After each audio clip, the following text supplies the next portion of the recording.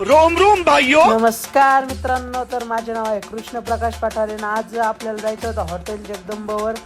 आपल्या हॉटेलवर जायचं होतं. हॉटेलवर जायला चाललेलो आहे आता आपण. आणि आपला रस्ता पण किती भारी तुम्हाला तर माहितीच आहे ना.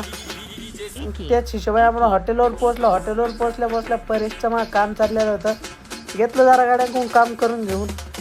परेशचं काही काम नाही, नुसता मोबाईलमध्ये बघत होता. हो, नुसता मोबाईलमध्ये बघायचा. त्याच्या का असा भारी मोबाईल आहे ती नादच नाही.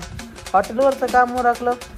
हॉटेलवरचं काम उरकून मग म्हणलं चला आता जाऊया आपण रिटर्न, कारण की आपल्याला आता संध्याकाळी जिमला पण जायचं होतं ना. मग त्या हिशोबाने उरकलं हॉटेलवरचं सगळं काम आणि तीन चाललं आता जिमला. त्याच्या रूमवर गेलो. रूमवर जाऊन उरकून आपण जिममध्ये गेलेलो आहे. जिममधला वर्कआउट सेशन कंप्लीट केला आणि मग चाकणे बरं खाली इकडं सेल लागलेलं होता ब्रँडेड. मग तिकडं गेलो.